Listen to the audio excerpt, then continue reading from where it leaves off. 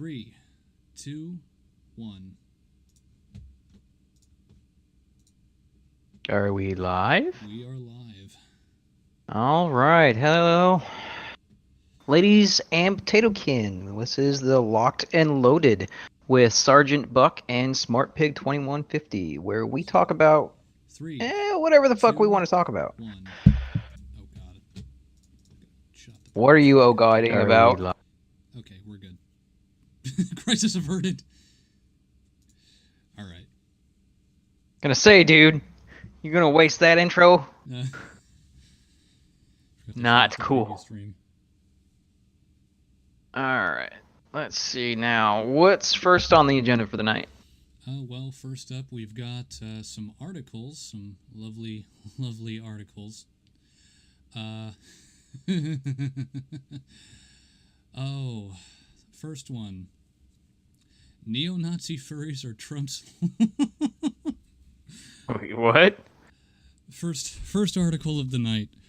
God, I can't even get it out. It's just, it's the phrase alone. Neo-Nazi furries are Trump's latest and most puzzling alt-right supporters.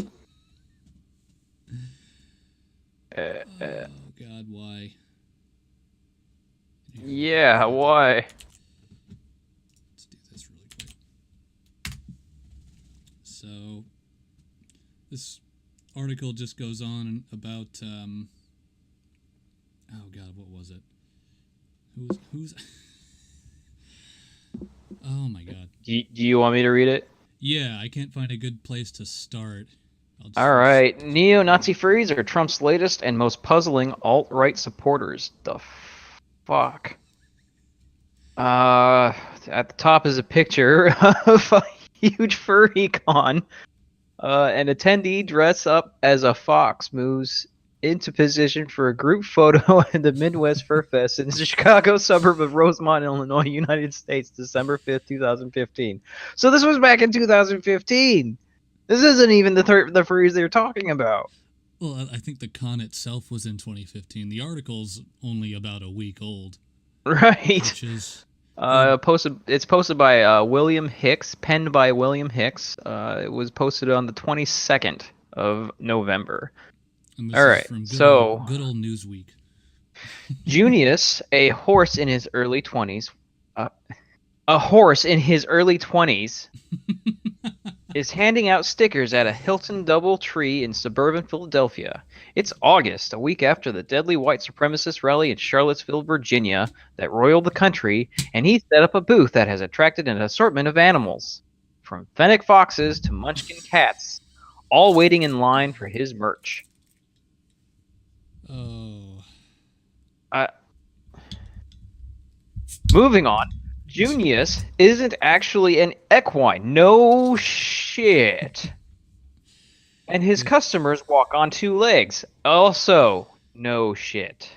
They're all furries, people who identify with, and often dress up like, their favorite animals, a fantasy that may include various forms of sex, but not bestiality.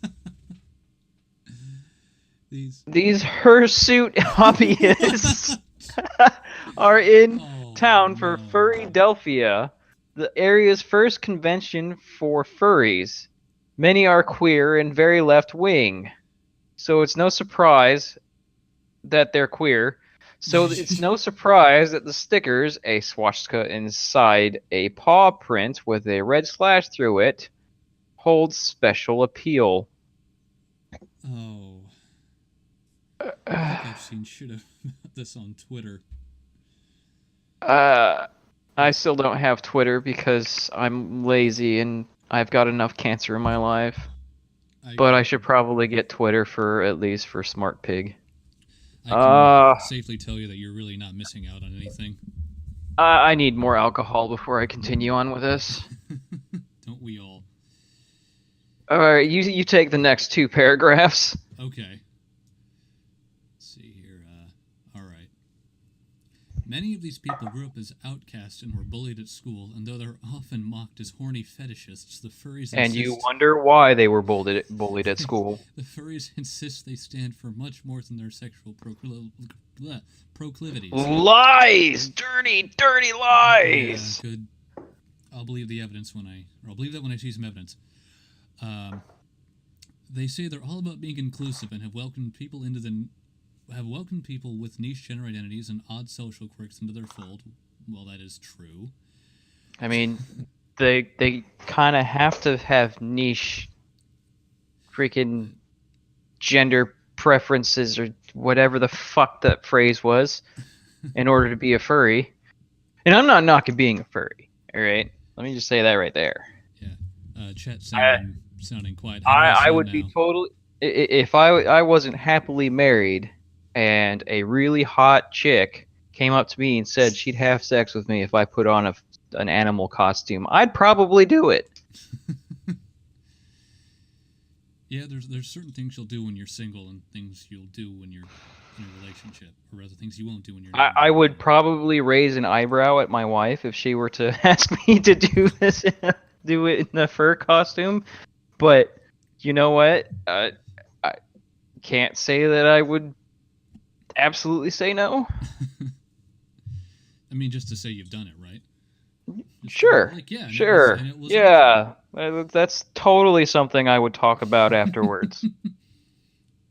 You know, just casually drop it at the water cooler at work. Hey guys, that's what I did this weekend. Believe me, I've had someone that I met not 5 minutes before come up to me and say, "So you're a swinger, right?" I was like, "No." It's like, "Oh, good. No, me neither. Me neither." It's like, Christ. Yeah, so. Yeah, you're definitely not a swinger, Mr. Fisher, Miss McFisherman. Where was I? Okay. But there are limits to that tolerance, and since the 2016 election, Junius and other furries have been confronting their version of the right wing, I swear I can read, extremists who descended on Charlottesville. These alt-furries, as they're known, hold similar views as the so-called alt-right, a white nationalist anti-globalist movement that largely supports President Donald Trump.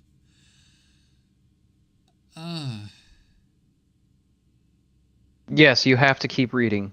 Oh. I wish I'd bought some winter ale for this. The alt-furry started as a joke on Twitter.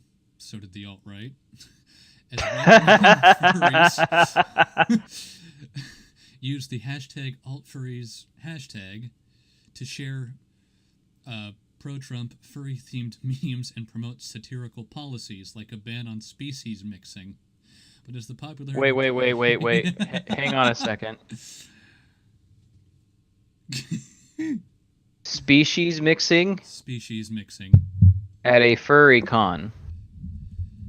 I don't know, man. Somewhere someone dropped the plot, and I'm not sure it's not me. All right, go ahead, press play. But as the popularity of the hashtag grew, it attracted people who critics say are racist. What critics? The fuck? What? Everyone's a critic if you're of furries who aren't furries themselves. Yeah. Oh, man. Let me reread that sentence. But as the popularity of the hashtag grew, it attracted people who critics say are racist. Critics of who? The Well, what critics and who are they saying is racist? I don't know. There's I'm having a hard time with this one because, like, species mixing? I mean, really? Seriously, you have people who are dressing up as other species, and you're worried about quote-unquote species mixing? Moving on. Today, most alt-furries interact only online. I wonder why. But some have taken their ideas into the real world. This past summer, one man came to Anthrocon, the world's largest furry convention, in a Confederate flag fursuit holding a Trump sign. And some people distributed alt-furry pamphlets. Alt-furry pamphlets, really? Alt-furry? Oh. And some people distributed all furry pamphlets at an Orlando, Florida furry convention. I didn't know that there were so many all over the place. Others have started wearing armbands strikingly similar to those worn by Nazis. To many furries, what started as an online joke isn't funny anymore. I don't know, it's pretty fucking funny to me. Before Goddamn. Junius arrived in Philly, alt furries had threatened him online for slamming them on social media, calling them bigots and fascists. Some said they wanted to break his neck. Well, that's Can I get some citations for this, please? One forum group attempted to find his personal information and release it online. I'm just gonna say if this guy is going to furry cons, I don't really think he cares too much about people knowing who he is. if he's going to be that public about it, there's not really much more blackmail material you have from that. Seriously, once people know that you're a furry, there's not much that they can hold on you. Where was I? There we are. The threats don't frighten him, but he is worried that a growing number of furries are vulnerable to recruitment by white supremacists. Huh. Oh no. Huh. So you're not afraid of other furries hurting you. What you're afraid of is other furries having different political agendas than you. Well, at least he knows what he wants to prioritize. Anyways, Nazis are looking for these same types of alienated white dudes. Hey now, why has it got to be about white? Why can't it be about horses? Hashtag not all. Sure. He says, and this is in parentheses, like most furries Newsweek spoke to, he didn't want his real name used in the print. Well, imagine my shock. These people just want to hurt and incite and are beginning to take their trolling offline. I mean, if it's fun online, will it be fun offline? I mean, that's the case with drinking, but Sure. I mean, wait, you can drink online? it's what I'm doing right now. No, you're drinking off. You're drinking in real life, which is offline. You just happen to be having conversations online while drinking offline. Semantics. Mind blown. Who's afraid of the big bad wolf? The big bad Nazi wolf. So what? Wolves are all Nazis now? It's the first day of the convention in Philly, and outside the Hilton, a group of furries stand in a circle, sipping cocktails and smoking cigarettes. I hope those costumes are flame retardant. Most are dressed in some sort of animal attire. There are bears, wolves, apparently Nazis, and dragons. It's hot outside, so not everyone is wearing a full body fursuit. Those are. That- I would hope not. I'm thinking that they'd start, sweating a little much, and they'd actually start smelling like the animals they're dressing up as. Those are poorly ventilated, and many furries say they are too expensive. They can cost more than $3,000. How the fuck would... Make your own! I think most Some of them simply do. wear animal heads or just ears.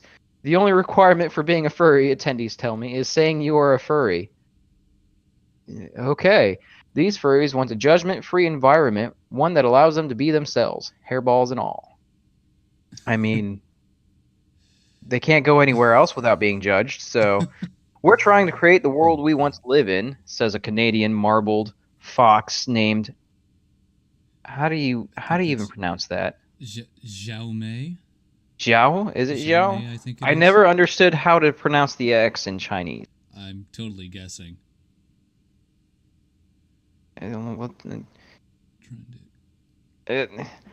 Chinese name, like the Stonewall of the 70s. But when it comes to the alt-right, the furries are definitely passing judgment. Wow. Bunch of fucking hypocrites. Just ask a goat named Dionysius. who announced his arrival in Philadelphia with a cryptic post on Gab, a social media site for people banned from Twitter. Made it to Philly. Funny how a fifth of Jack Daniels makes the drive go faster. Always happy to meet new friends who hate commies like I do. That's illegal, you know. Yeah. Fucking A. Wait. Which is the illegal? The Jack Daniels or the Jack Daniels while driving? If it's illegal to hate commies, then send me to the Well, gulag. What if he wasn't driving? Then shit. He knew he'd have to do most of that meeting outside the convention because he and some of his friends were banned from it for threatening furries. How do you know it was him? I mean, 4chan threatens them on the daily. True. Before the convention, he spent $105 to commission artwork of his fursona. What the fuck? Oh, you don't know about this. Fursona. Is that... It's let me hazard a guess. Is that, their alternate ego, their alter ego for their furry life? Yeah. Okay. Mind blown. Or furry alter ego. Well, I could have just fucking read 4 more fucking words, and I wouldn't have had to guess. Throwing Junius and 2 other furries out of a helicopter. A nod to the right. Shut up, we're moving on. A nod to the right-wing meme about how an Argentine junta killed dissidents during the 1970s. Fan art is popular among furries who pay artists to draw their fursonas. I would think that fan art is kind of popular among furries, seeing as how they can't really, So Dionysius had planned to commission a new drawing showing him running over another furry in a truck. Someone leaked the plans on Twitter. Wait a second. Oh, man. So someone on Twitter was over on Gab. Apparently. I thought Gab was only for people who were banned from Twitter. Isn't that what the article said? Yeah. If we're going by what the article says, we got us little contradiction going on right here. Yeah, so we do. Moving on, he's also part of the Furry Raiders, a Colorado-based group that wears the allegedly Nazi-inspired armbands. And there's a picture of... Are they in search of the bark of the covenant? Did someone write that in chat? No. I'm just going to shoot myself for that joke. Okay. You're okay. That one's actually pretty good. I think we should move on to a new article. Yeah, I think we've made our point. This is not gonna. It doesn't get. This is a long. This is a long article too. Long one.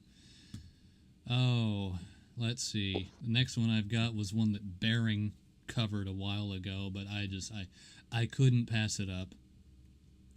Okay. Oh, here, let me. Helps if I drop the fucking link. It would. There we go. Thank you. This is through Rabbit. Coming out as fat. I think Ben. I'm just gonna go ahead and spoil the plot here really quick and say you have to come out as fat. Don't everybody already know? It begs the question: how did you get into the closet in the first place?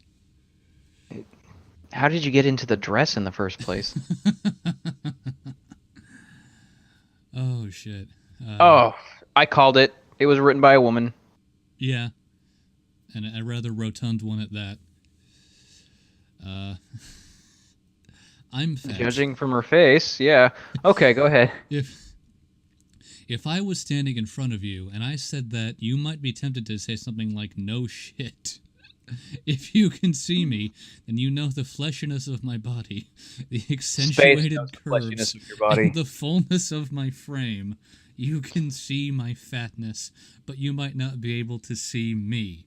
I'm pretty sure I'm seeing you pretty well. How many levels of ninja did you take? This is important. I mean, seriously, if you have to get in a car to see all of you, I mean, pretty sure I'm seeing you. All right, so maybe that was just a little bit mean. Just I can think of worse. My my fat is evident, and no amount of slenderizing black clothing is going to hide it.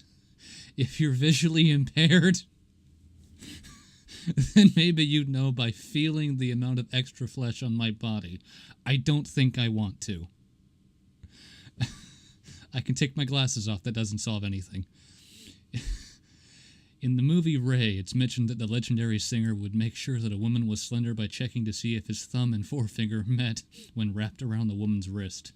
Just because he was blind, he didn't want to be duped into a relationship with a woman pretending she was thin. So if you're visually impaired, full disclosure, my wrist isn't easily encompassed with one hand. Your wrist isn't easily encompassed with two. Oh. Maybe I should stop being so mean. No, I'm just going to keep going. What I'm going to say, don't. Oh, but before I started to write for Ravishly, I never used the word fat, and I rarely mentioned my body type. But since then, I've tried to be more honest and have worked towards self-acceptance, which includes coming to terms and owning the word fat. Pretty sure fat owns you, not the other way around. If you don't want to accept the word fat, that means you want to try and change yourself. Now you're just giving up. I've been writing about what it's like for me to live in this body and the challenges I face, and in some ways it's been the scariest writing I've ever done. Like you can't do anything about it.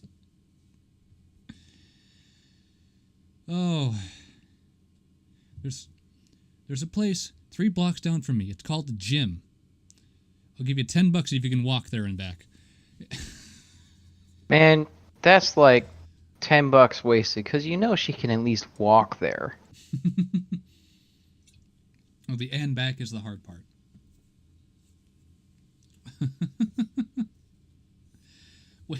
Wait a minute. This excerpt here. I'm going to kind of skip ahead, but just this excerpt that I'm looking at in the middle here. My problem is that there isn't a thin woman inside me dying to get out. There's another fat woman, and she needs to be released before we both suffocate and die. What? Are you like just a morbidly obese, Can you read that over again? My problem is that there isn't a thin woman inside me dying to get out. There's another fat woman, and she needs to be released before we both suffocate and die.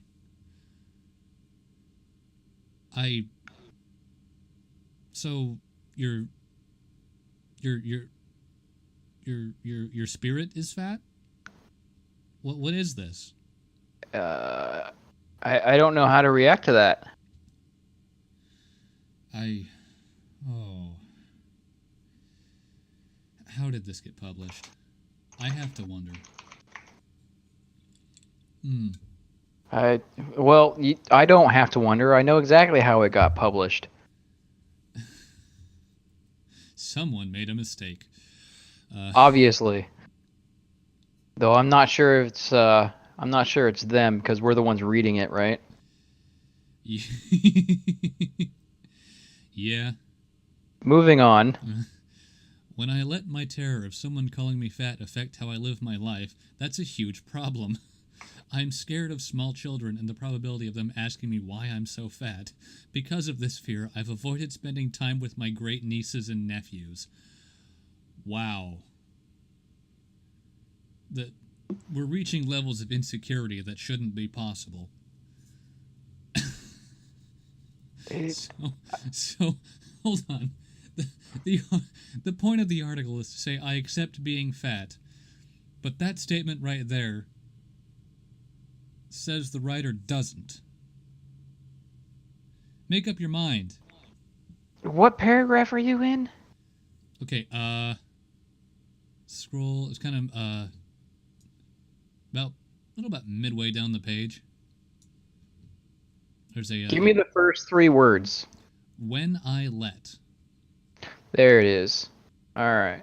Oh, I like skipped an entire paragraph because I went to the excerpt.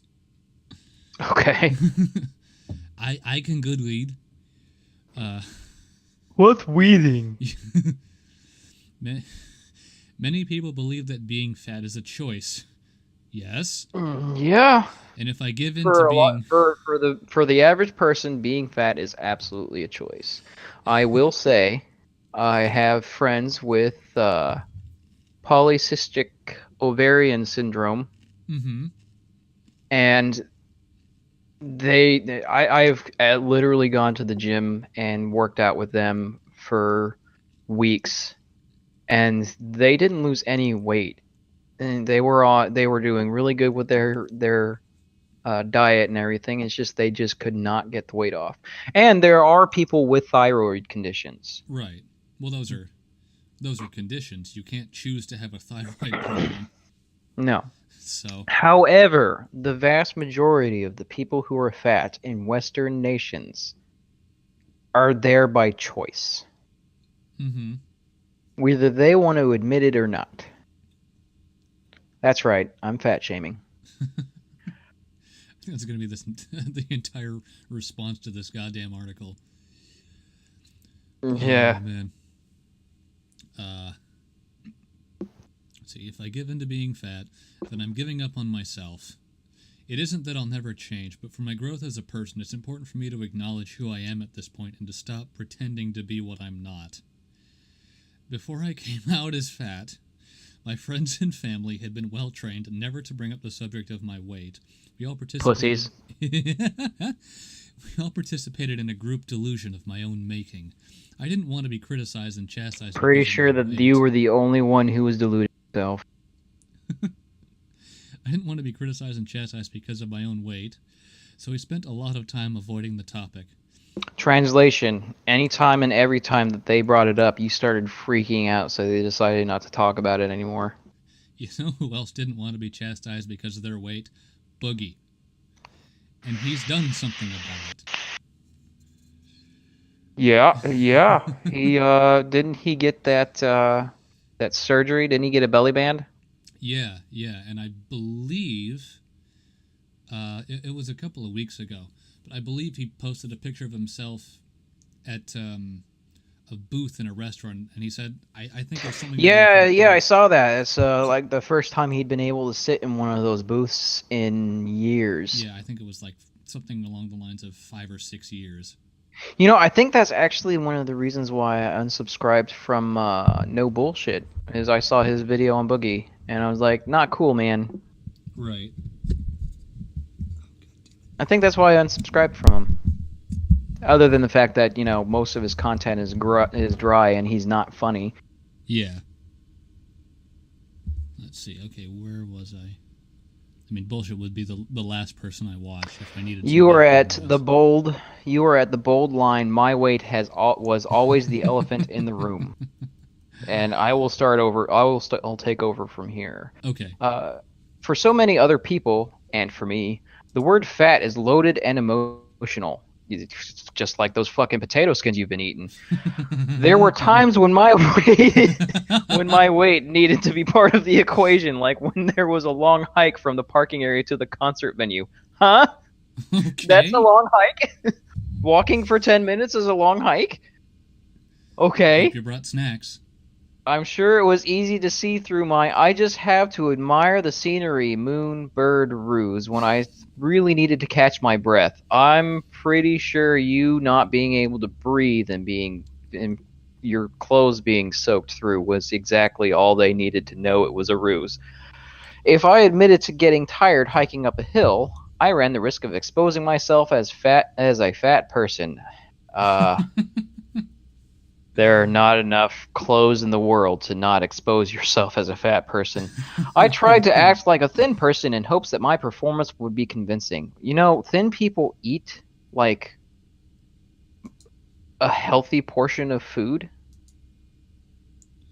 in one sitting. Right. So you're failing at trying to act like a thin person. Also, I made sure that my internet presence was carefully curated. The photo I used for my profiles weren't selfies, but pictures taken by other people who were gifted in photography. Photography or Photoshop? The difference these days? I didn't want my elementary school friends to think I had grown up fat, even if that was the truth. I'm sorry, you were probably fat in elementary school. They wouldn't be surprised. I've been too busy staging my life to actually live it. In her spectacular book, Shrill, Lindy West says, regarding the idea of coming out as fat, I always thought that if I just never ever acknowledged it, never wore a bathing suit, never objected to a fat joke on TV, stuck to flattering clothes, never said the word fat out loud, then maybe people wouldn't notice. Maybe I could pass as thin, or at least obedient. I'm sorry, but who would not notice that you're fat? I'm trans fat, don't you know?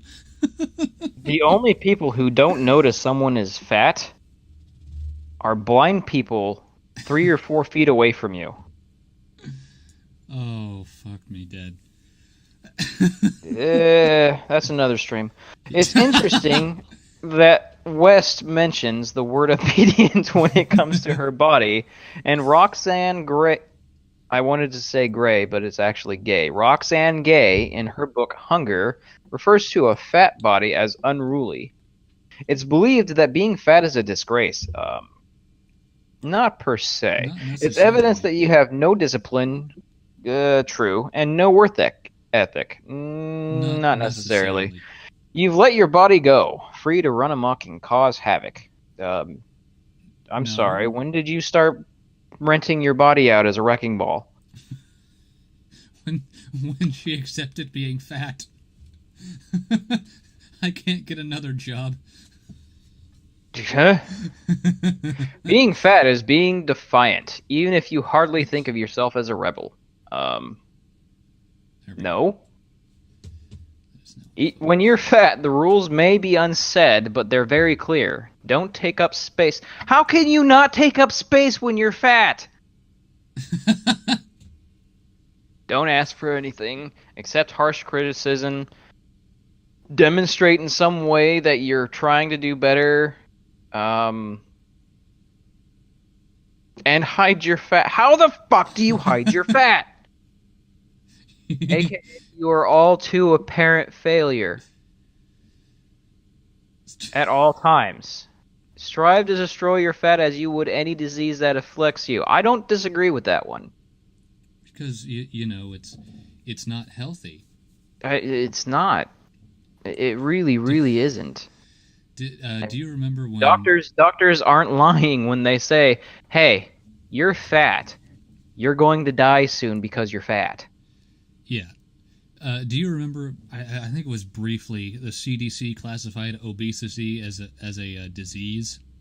I think the CDC classified obesity as the leading, as the how do you phrase it? Leading cause of death in the United States, aside from old age. Yeah. I think there was one I forget which health organization it was, where there was a push to try and classify obesity as a disease. It's like, oh, okay. I can't come into work today, boss. I have the fat. I came down with the fat. Hey, boss, I'm not going to make it through to work today. I couldn't fit in my car. Damn! I mean, look at...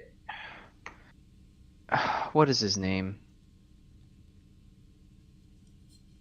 Iglesias. Gabriel Iglesias, yeah. Gabriel Iglesias, yes. Look at him. I mean, do you remember how heavy he was back in the day? Oh, yeah. Look at him now. I'd have to look him up. He fucking did something about it. Let's see here. It sucked. He really hated it, but he did something about it. And now he's happy for it. Because he's feeling better. He's not freaking running out of breath from walking up the 5-6 stairs up to the stage anymore. He said it himself. He's happy he did what he did. Yeah. And that is freaking start eating right. Start exercising. And he had people help him. He did need the help. Everybody needs help from time to time. It's whether you're willing to accept the help or not. Exactly. I mean, yeah, again, going back to some people just can't. Anything that they do is not going to change it. Hell, my sister has the same problem. She has a thyroid condition. You know, and no matter how hard she tries, she can't lose all that weight. Mm-hmm. But there's the people like me, who is healthy, aside from my overindulgent and very tasty liquor, and my smoking. Oh, vaping doesn't count.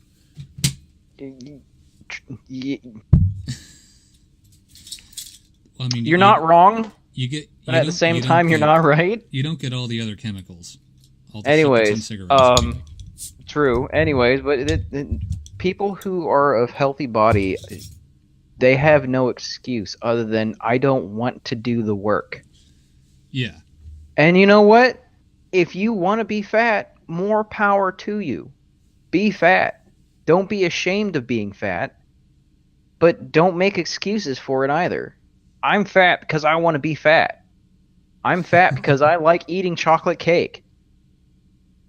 There it is. There you go. I think it is time to move on to something else. Well, this article's almost done anyways. Hang on. Yeah. I think I... Yeah, I just saw the phrase fat incognito. Where the fuck did you see that?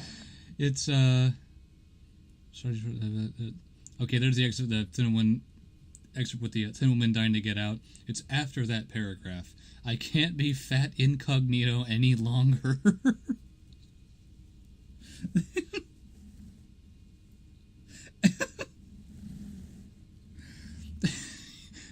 I can't be fat incognito any longer.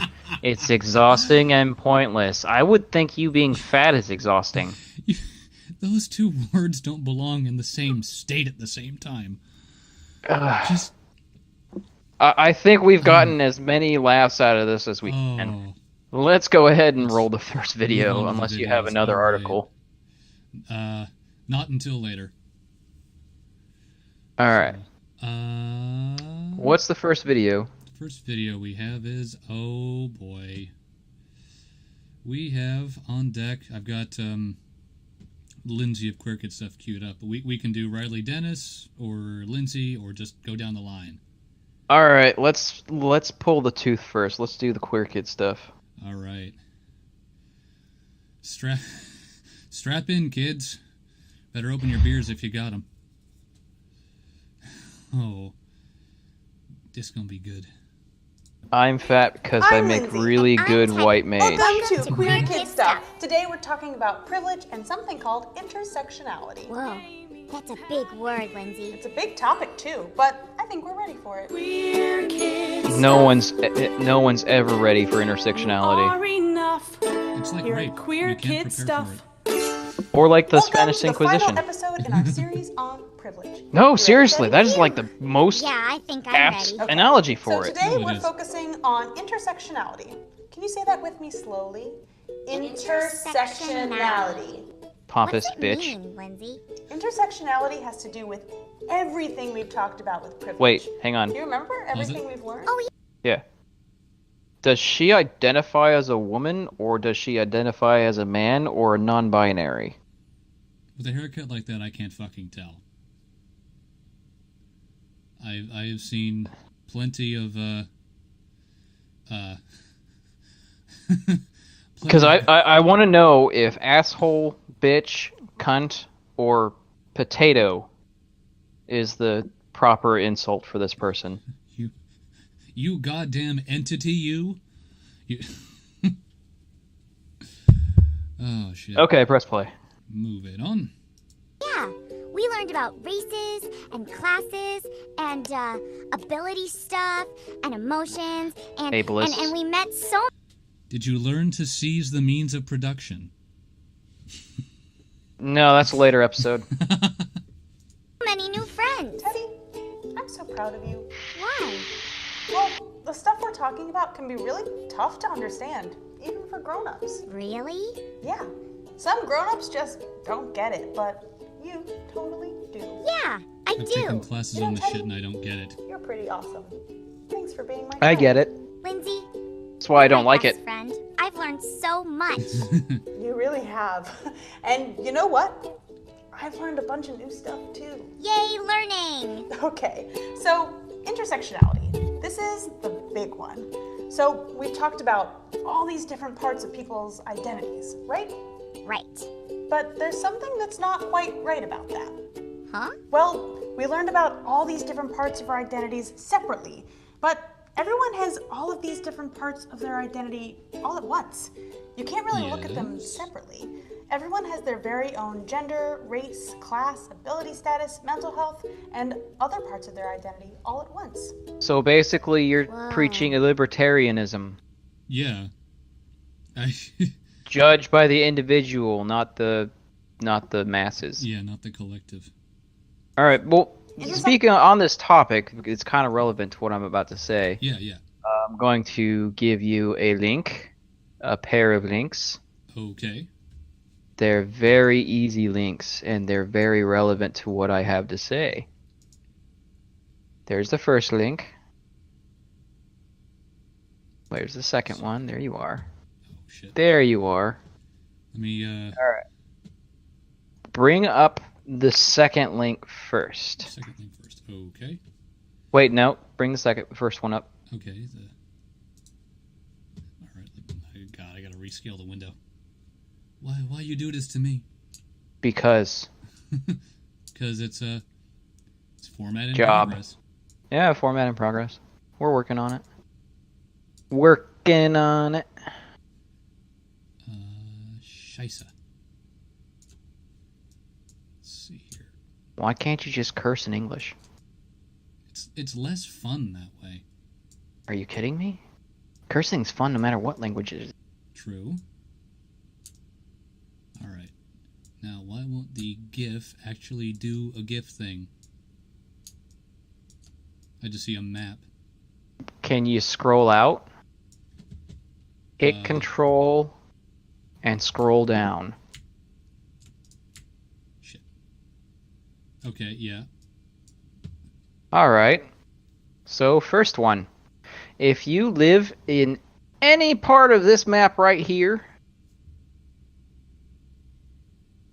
any part at all, instead of the next map that you're about to be shown, you're privileged as fuck. It doesn't matter what fucking race you are. It doesn't matter what your sexuality is. It doesn't matter if you like taking shots in the mouth or not. You're privileged as hell. Get over it. Show the next one.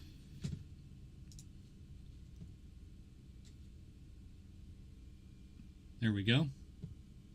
Show the next one. Yeah, it's There you go. it's It's loading. it is loaded. Well, I mean, this is locked and loaded. Yeah, I'm loaded too. Yeah, it's up. It's live. All right. Well, if you live in this one, guess what? You're not nearly as privileged. It's technically You're just not. I mean, if you compare anyone in the United States to anyone in Iran, you have privilege. You are very privileged. You have freedom of speech. You have freedom of religion. You can walk down the street without worrying about someone coming and stepping on your neck.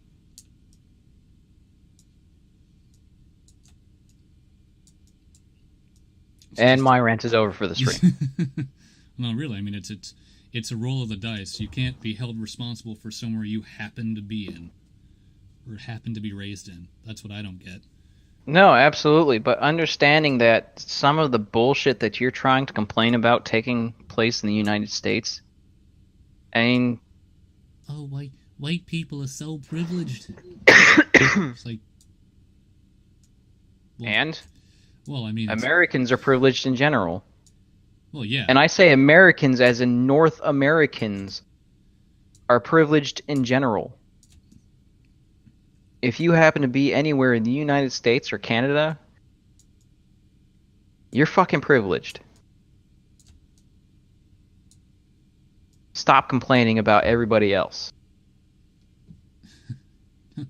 That might not be a coherent argument at the moment, but that's my rant, and I'm a little drunk. So, moving on with the video. Hey, Lindsay, you want to practice some base jumping in Iran?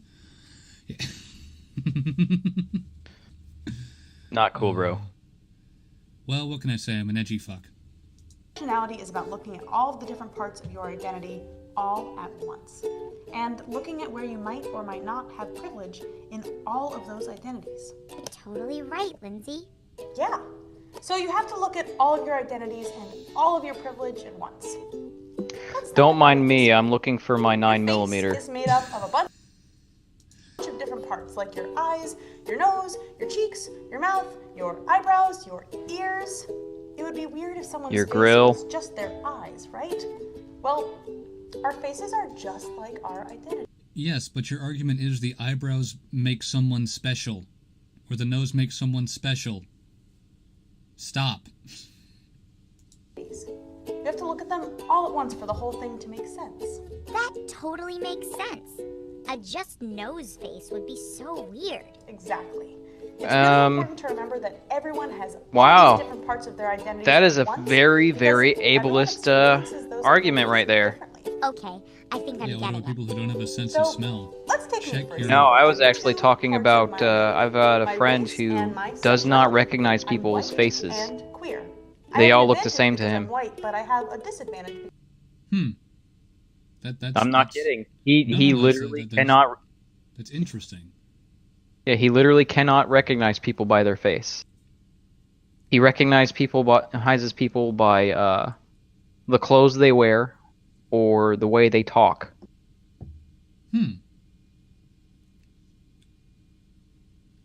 It's, That's how he explained it to me, at least. I mean, I guess so long as he can make some distinction, any at all. It's there, but he has to try a lot harder than everybody else to separate people from the masses. Yeah. All right. Because I'm queer. Yeah, that makes sense. Now, do you remember my friend Kira? Kira. I love Kira. Kira's the best. Let's quickly look at the same two parts of her identity, her race and sexuality. She's queer and a person of color. That means she has two disadvantages and no advantages. Her experience of being a queer person is Explain how.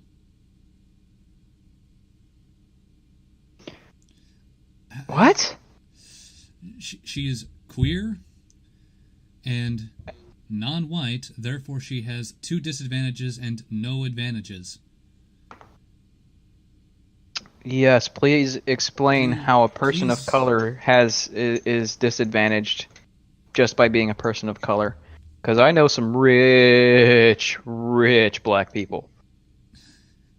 Just look at the I fucking know some NFL. very rich Indian people.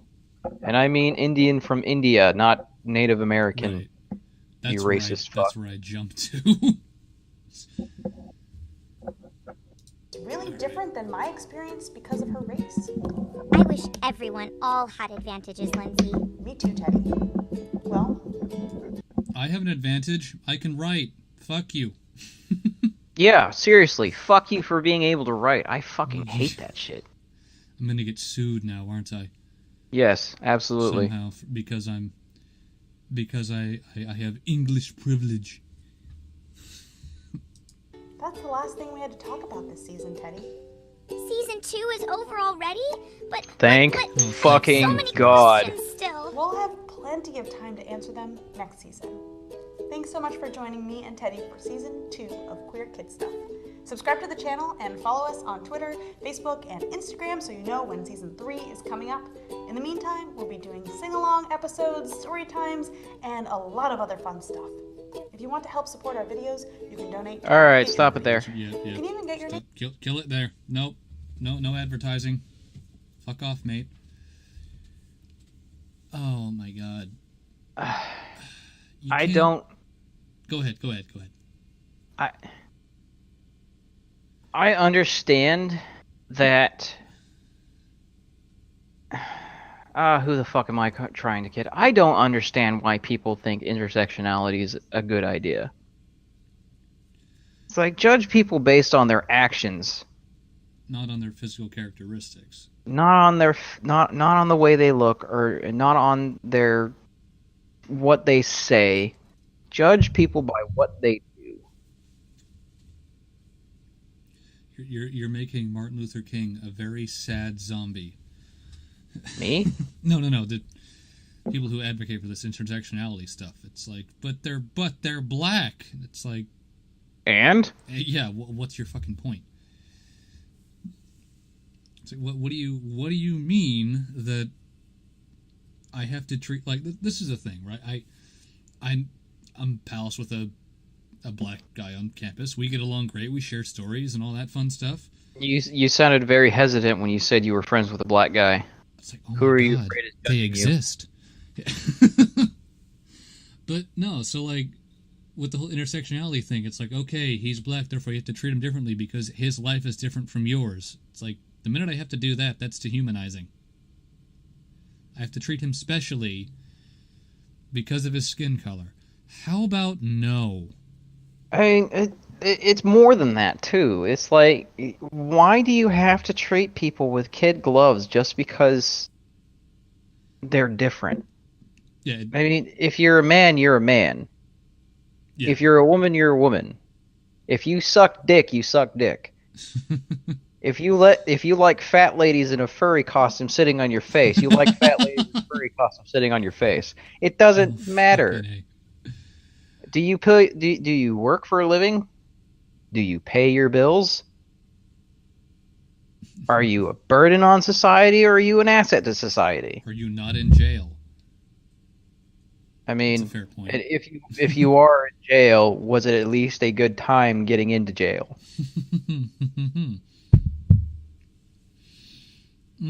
It's just I don't.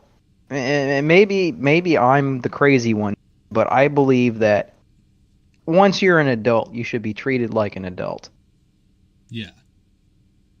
None of this mollycoddling. All right, moving on. Let's All right. move. Let's move to the next one. All right. Next up, we have shocker of shockers. We have Riley J. Dennis, and for once, we might have some common ground. What the fuck? I know, right? So Yes, press play. press press play. On January PlayStation. 20th, 2017, thousands of people across the country showed up to protest Trump's inauguration. But specifically in Washington, D.C., about 200 people were arrested for allegedly rioting. They were arrested using a police technique that has been widely criticized, known as kettling. Kettling is when police force all of the people in a certain area into a small space where they can't escape. In this case, around Pause. 200 people were... That's not accurate. I don't see why that's criticized. How else do you... So first, the technique he is describing is a technique used to contain a riot. And it is where a cordon forms on a number of streets to prevent that riot from spreading.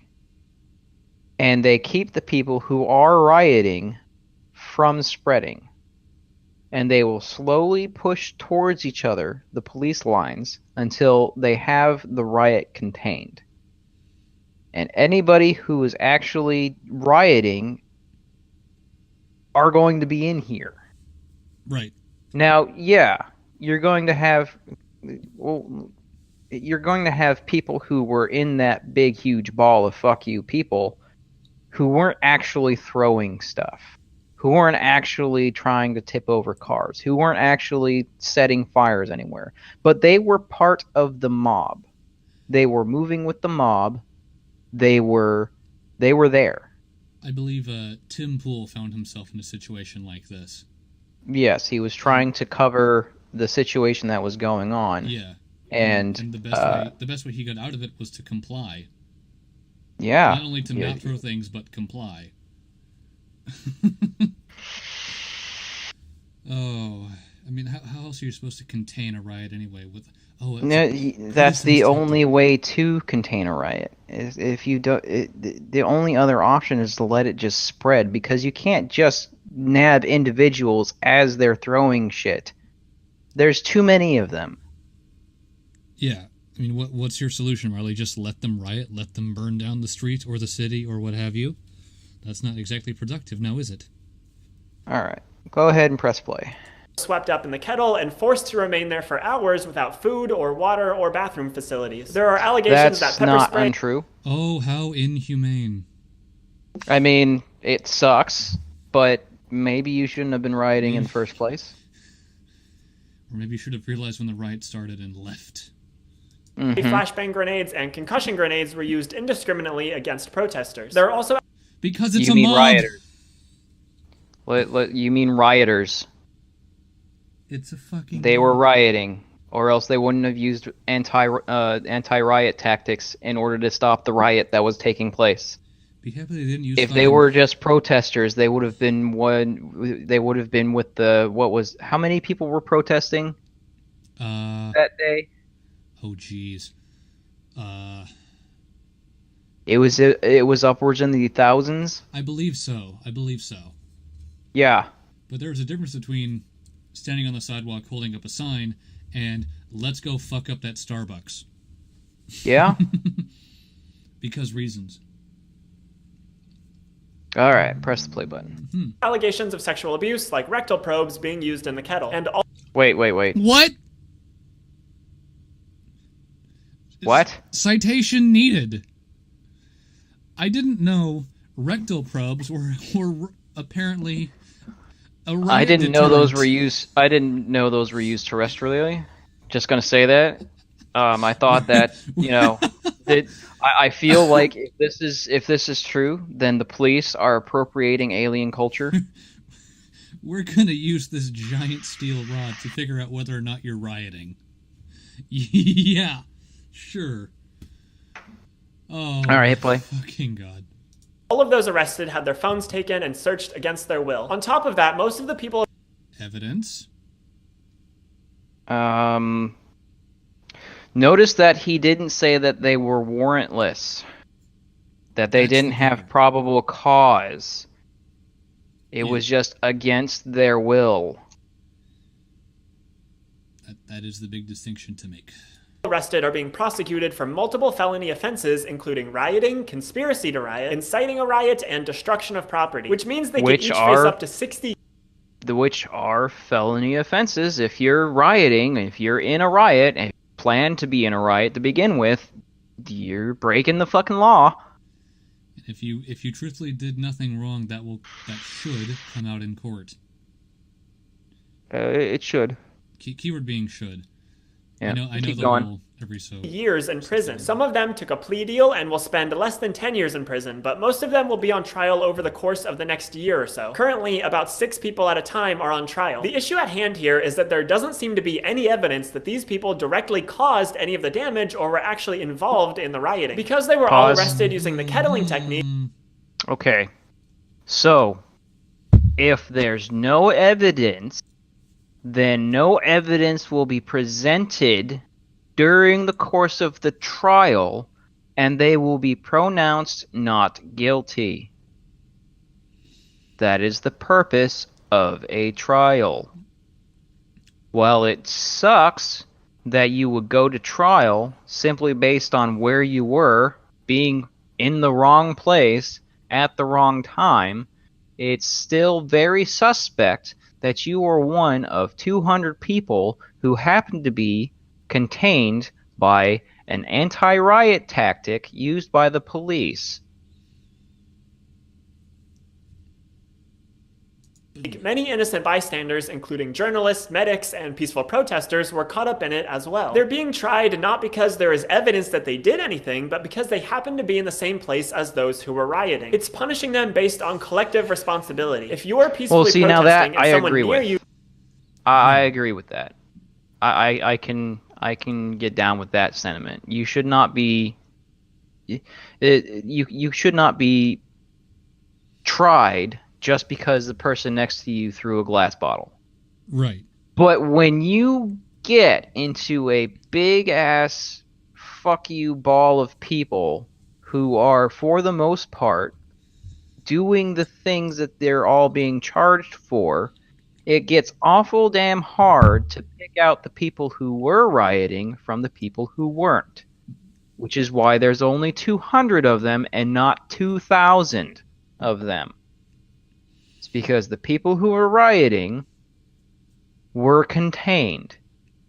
Yeah. And if you weren't rioting, if they do not have enough evidence to show that you were rioting beyond a shadow of a doubt, this is how criminal justice works, then you won't be charged with anything. And speaking on the point of the journalists, in the case of Tim Pool, if okay, so they got caught up in the dragnet, whatever. If they can prove with evidence, like videos that they took, that they were doing nothing illegal beyond, well, recording isn't even illegal. What the fuck am I saying? Just proof that they weren't acting out of line. Then, well, hey, there's your evidence right there, and you're good to go. It's not that. All right, hit play. Who breaks a window or something, are you responsible? Should you go to prison for 60 years because the people around you caused some damage? That seems to be what the prosecutors are trying to say. If you have any involvement with... that is wrong. If that is actually what the prosecutors are trying to say, then that's wrong. And I can agree with that point as well. Mm-hmm. I will say that 60 years does seem a bit harsh. Well, multiple counts of felonies, and True. that is They do... maximum time they would be able to serve for each one of those felonies if they're proven beyond shadow of a doubt. Right. It's actually pretty rare that people get the maximum sentencing anymore, unless it's like... For something like... If it was murder, let's say. It's like sexual crimes usually get the maximum, like violent crimes... They more often than not get the maximum. This specifically, I don't think you'd get more. I don't even think. Well, the people who he said earlier, the people who took plea deals, are serving about 10 years right now. But I do think they would get, or they could earn less. How do I phrase this? Earn less time than that. Does that good make behavior. Sense? Yeah. Yeah, they go up for parole for good behavior. Yeah. All right. A political group or protest that causes some level of harm, even if only by a few individuals, you are then culpable as well. That would set a dangerous precedent for the US moving forward. Police using unjust techniques like kettling and people being sentenced to far too long An unjust technique. You got a better one then? in prison for property destruction? These things aren't really new. The police have long used excessive force, and the state has always tried to quash protests they deem unruly. That doesn't make those things okay, and it's horrible that anyone would spend so long in prison for a few broken windows. But what is new here... There we go. So, the police trying to head off a riot before it starts. I mean, on the one hand, a riot's not taking place, but on the other hand, in interest of public safety, I can kind of get behind the police on that one. Yeah. But only when it comes to situations where, hey, these people are getting a little out of hand, they're getting a little bit rowdy, and mob mentality kind of takes over in situations where emotions are high and adrenaline starts kicking in. But it still kind of sucks that, you know, that something like this could happen. But all right, go ahead. All right. Is the precedent it could set moving forward for collective responsibility and the ability for the state to rule any protest a riot if there's even a minuscule amount of property damage. And Wrong. That's not going to happen. No, the property damage is what makes it a riot. Well, roughly speaking. There is a certain... There's a threshold. There is a threshold. So if someone breaks a window, it's not a riot. You have someone who's trying to incite a riot, right? But it's not a riot. That's its own thing. It's when large portions of the group start doing things like turning over cars, smashing in storefronts, doing massive amounts of damage. that's when it's actually classified as a riot. I could be wrong. I don't actually have the code in front of me that actually describes what a riot is or when a protest is deemed a riot. And it's just going off the top of my head right now from my understanding of what a riot is. And because I'm drunk as shit, I don't give a fuck if I'm wrong. All right, rock and roll. Trial that is currently ongoing, prosecutors aren't even alleging that the defendants directly caused any of the property damage. They're just trying to convict them on the fact that they were there and possibly associated with the people. The fact they got arrested is an allegation of its own. Yes, the fact that they were arrested is an allegation all in its own. And if they didn't, if the police don't have enough evidence to convict you, then you won't be convicted. That's the basis of. I have a feeling that Riley just does not understand just how much evidence you actually need to be convicted beyond a shadow of a doubt. Because there are varying levels of standards of evidence. You have a preponderance of evidence, which is basically boils down to he said, she said bullshit, and the judge just decides based on who they believe. Or who can show that they're more trustworthy than the other, and this is largely done in civil cases to begin with. And then you have beyond a shadow of a doubt, and that's criminal standard. You have to have very damning evidence in order for it to be proven in a criminal court. That's why that's one of the reasons why plea deals are just so frankly often they're prevalent. They're all the damn time. You know, it's really hard to actually convict someone based on the evidence alone. Yeah. So they try to the prosecution will try to get people who they think are actually criminals based on the evidence that they've seen to agree to spend a certain amount of time in jail rather than it going all the way through to court, because there's still a very slim possibility that if they go to court, they won't be convicted because the jury is not convinced beyond a shadow of the doubt that they did it. That's how our justice system works. Precisely. Our criminal justice system. The civil system is fucked. Just ask Nick about that. Just ask me about that. Holy crap. Moving on. Yeah. People who did cause property damage. That seems unbelievable to me, but it's happening. And you can bet that the people who say they stand for free speech are suddenly going to go quiet when leftist and anarchist protesters are having their rights stripped away like this. The ACLU is suing the... Okay, real quick, Riley. Is property damage free speech? No. Free speech is where you're speaking. Right. Or conveying a message in non-violent means. I've had this argument with some students on campus where they say, oh, words are violence. I'm like, okay, so I hit you with a baseball bat. Is that hate speech or first-degree assault? Take your pick. I just had that click in my head. Like, all right, so words are violence, huh? Okay, fuck you. Yeah. Oh, you're not hurt by that? All right, let me pick up this baseball bat. Oh, this'll hurt you? But I thought you said words were violence. Not violence is violence, but words is violence. Not physical harm, only mental harm or something. So you're willing to admit that sticks and stones can break your bones, but words cannot hurt you. Because we can continue this experiment if you want. I got a lot more baseball bats for that, fam. Department for violating the First, Fourth, and Fifth Amendment rights of the defendants. They claim that police conducted unconstitutional arrests, used excessive force, denied arrested people food, water, and access to toilets, and conducted invasive bodily search. Okay, now, Go on.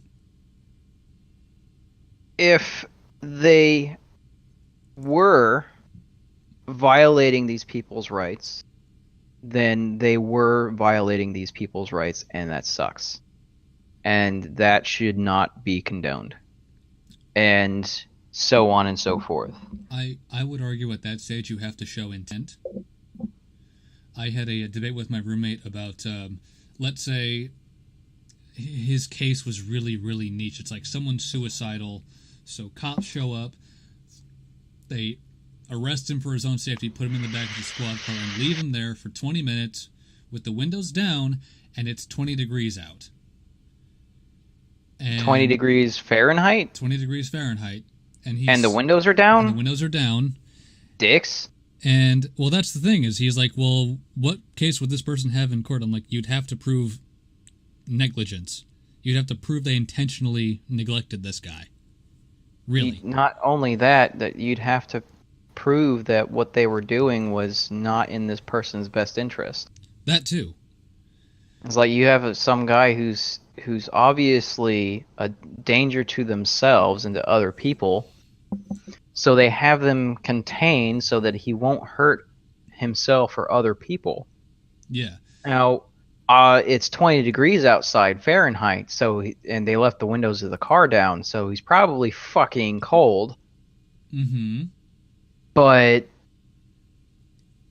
there's only so much reasonability that you can incorporate into a situation. It's like they're trying to figure out what the hell's going on, and they have this person, this person of interest detained for a short period of time. Yeah. They're in handcuffs and they're in the back of a car cruiser because they are a person of interest, and this person has shown that they're a flight risk. Yeah. And yeah, you don't have access to food or water or a bathroom, but come on, you're a grown-up. You can hold it for 20 goddamn minutes. I would imagine. And that's what I hear coming out of Riley now is, oh, it was so unlawful for them to deny them food, water. Okay, yeah, they were detained for a couple of hours. Yes. And then you also have to remember there was 200 people that they needed to process and comb through and try to find the people who actually did shit. Yeah. There's a lot of work they have to do, and even with one person, sometimes that kind of work can take like 3 hours. Oh yeah. In other cases, it can take as little as 5, but still, in the situation that they're in, I'm surprised they were only there for a few hours. Yeah. I mean, honestly, let's suppose I was riding and got arrested. Food would be the last thing on my mind. I'd be like, oh fuck, I'm getting cuffed. Yeah, let's face it. If I was facing felony charges that could land me in jail for a very long time, I would start getting okay with the idea of shitting in public real quick. Oh man. Let's this flagrant disregard for their rights is meant as a warning. It's meant to scare us and let us know that any dissent or protest against the Trump administration will be punished harshly. If Trump's Department of Justice... And that's where Riley dropped the plot. Completely. No.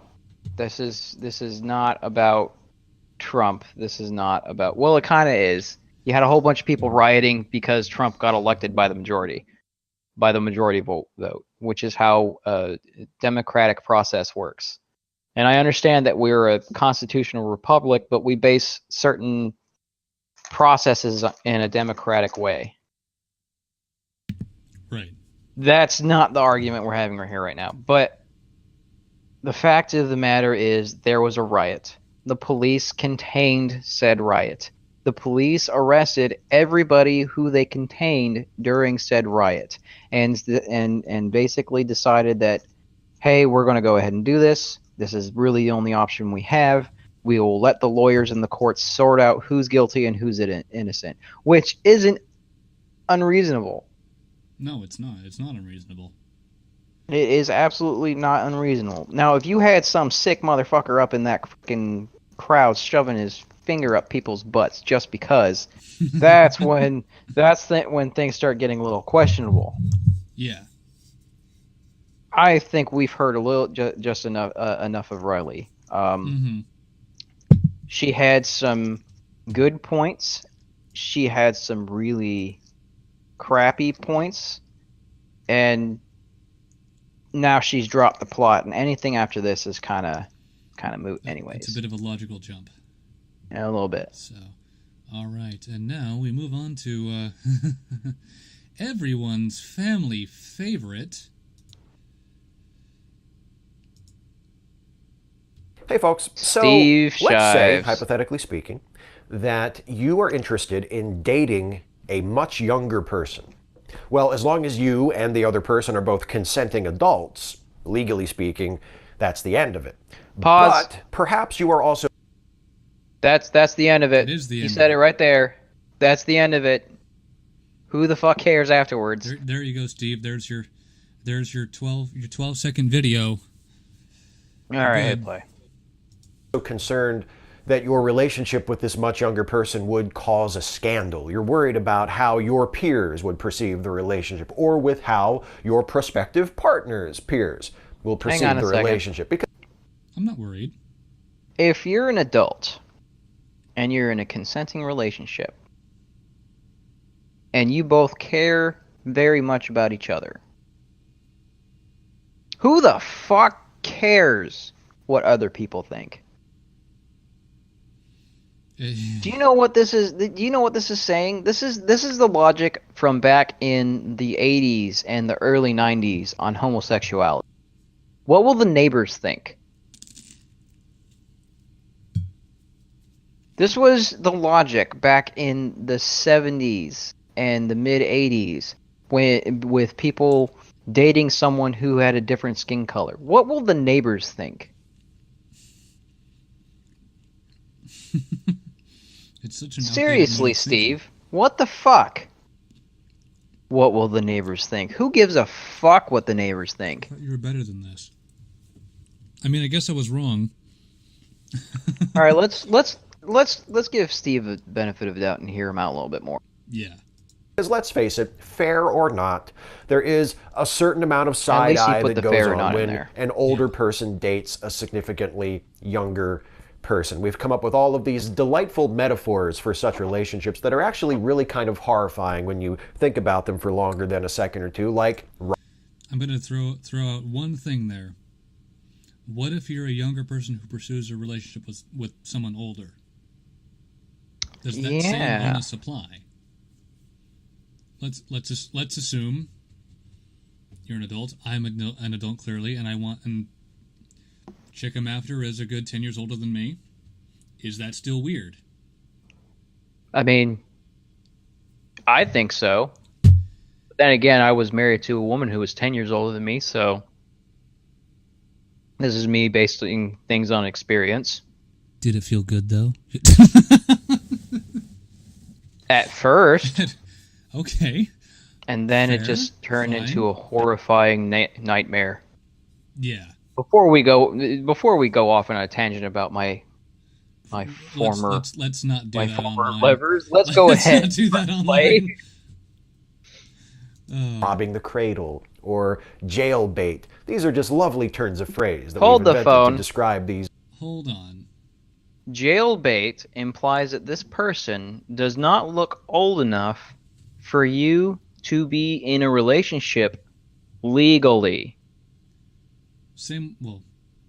And it is stemmed from young women or men who are actually under the legal age but are attractive enough for you to be considering risking jail. There's an innate assumption with Steve's argument. He is assuming, using those phrases, robbing the cradle and jailbait, that only older men prey on younger women. What about cougars? Wait a second. He did not say men. He didn't. He said older people. But knowing Steve's, he probably does mean men. Right. I'm just based on the terms he's using, that's the idea I'm getting. Maybe I'm misinterpreting it. No. but all I know is that I've always, up until about 2 years ago, whenever I heard the phrase jailbait, it was talking about someone who was underage that you were willing to risk jail for. Right, yeah. I'm right there with you. I've only heard, I mean, it's because of where I'm from, but I've only heard that term used more in reference to younger women than younger men. Whatever. I can argue semantics all year for whatever's left of the year. Relationships between older and younger people. So if you want to avoid bringing that kind of scandal down upon yourself and your prospective partner, you can take an extra step to prevent it by following an old time-tested social convention that is known as the half your age plus 7 rule. The half your age plus 7 rule states, as you might have guessed already if you haven't heard of it yet, that it is improper to date a person who is not at minimum half your age plus 7 years. Pause. To apply this rule, Come on, there we go. So here, from the circles that I've been in, the half your age plus 7, it was less about proper or improper. It was more about compatibility. Because if you got a 45-year-old who's dating a 20-year-old, odds are either she's cheating on him, or if it's a woman dating a 20-year-old man, he's cheating on her. Mm-hmm. Or he or she are the older one is a sugar daddy or a sugar mom. Because they're really just in it for the sex. Yeah. It has nothing to do with propriety or piety or whatever you want to call it. It's nothing improper about it. It's really more about, do you want to actually have a meaningful relationship with someone? And I'm reminded of this episode of Friends where Ross was dating a woman 12 or 13 years younger than him. Mm-hmm. And they showed this episode where he went over to see her at her apartment, and they were all running around doing kid stuff. That's weird. Yeah, I mean, not kid stuff, well, no, but you know, like, it's not within his. It's not typical for his age, let's say. To be doing those types of things. They were running around with super soakers and shooting each other, and they were doing shots, and they were doing drunken college kid stuff. And he's, you know, he's an adult. He's in his 30s. He's in his mid 30s when this in this show. Mm-hmm.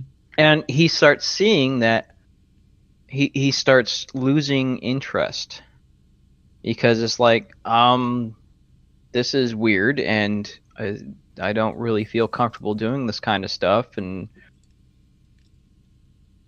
But that's where it comes from. Is like, if you're dating someone very much younger than you, there is a very good chance that you two are not going to click on an actual relationship type of thing. Right. It might just be physical, let's say. It might be just physical, and that's okay. If you're two consenting adults and you want to be in a relationship with each other, whether it's just physical or it's the entire shebang, or if it's not physical at all, then guess what? You're both consenting adults. Fuck everything else. Yeah. Oh. All right. Let's hear a little bit more of Steve-O, what do you got for us? You just need some fairly basic information: your age, the age of your prospective partner, the ability to do simple arithmetic. All you do is you divide your age by 2, then you add 7 to that, and if that number is higher than the number of your prospective partner's age, you don't date that person. And then you're good. You're good, according to the half your age plus 7 rule. It's fairly simple. But you're fucking miserable. That if you express this rule in the form of an algebraic equation, you can explore it in more depth, and it becomes a lot more useful. You can find more interesting things to do with it. Now, of course, I studied English in college, so I am pretty much Hey, I'm just on the other side of the coin. Well, guess what, Buck? This is you in 5 years. Nah, I don't live in Maryland. God, he lives in Maryland? Yeah, apparently. I used to live in Maryland. Oh, dear. Hit play. Useless when it comes to math. And my apologies to those of you who were English majors but are also awesome at math. I just happen to not be one of those. So in order for me to really play around with algebra, I do need some help. And I found this really awesome website called Math Papa that has... Wait a second. Wait a minute. You need help dividing by 2 and adding 7. I at least can do that. For Christ's sake. 50 divided by 2 is 25, plus 7 is 32. I did that in my head just now. Yeah, I do it all the fucking time at work. Just guesstimation, for Christ's sake. Okay, let's see if this is a major shill for some kind of site. Math Papa. Let's check this shit out. Algebra calculator. So let's explore the half your age. Hold on there, Steve. It's Math Papa. Is that sexist? I have to know. It's coming from you. Is it sexist? Plus 7 rule in algebraic form, because I think it'll be interesting and it'll help me stretch this premise. You don't need it algebraically. It's a simple enough equation if you just parenthesize it right. God damn. I'm sorry for the crunching. I found Lifesavers butter rum flavored earlier today, and I could not resist putting one in my mouth while we're doing the stream. I apologize profusely. Right. I have a grilled cheese, a garlic bread grilled cheese sandwich. So, that sounds amazing. And it comes. I can give you the recipe. It comes together really easy. I have never ever thought to combine garlic bread and grilled cheese. Oh, it is a tongue-gasm, I'll put it that way. Okay, Here's give our it to me algebra after. Yeah, sure. Later, courtesy of mathpapa.com. This is a terrific tool if you are someone like me who finds algebra useful from time to time, but yet you also can't fucking sucks do it. At it. Now, when we express our rule, our half your age plus 7 rule, in the form of an algebraic equation, it looks like X divided this. by 2 plus X 7 equals over Y. 2 plus 7 equals... It's only algebra because you added a fucking letter. That's not really algebraic. I mean, okay. It's algebraic because of the way that they're putting a formula together. Right. So it's still technically algebraic. But this is like fucking, oh god. I learned this I was 12. You can't do what a 12-year-old can do, Steve. Come on. Hey now. Some 12-year-olds can't do what 12-year-olds do. Maybe I'm giving him too much credit. I don't know. Fucking ableist. Cart me off to the gulag now.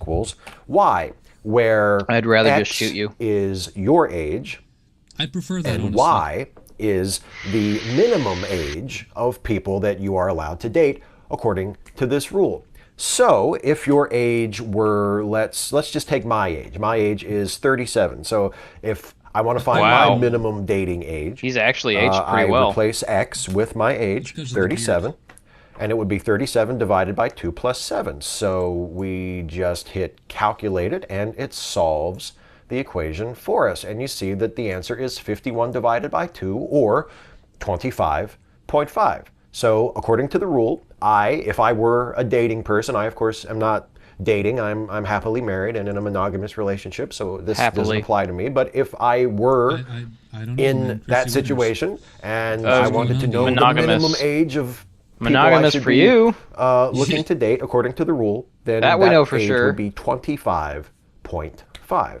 And you can go, of course, on and on and on.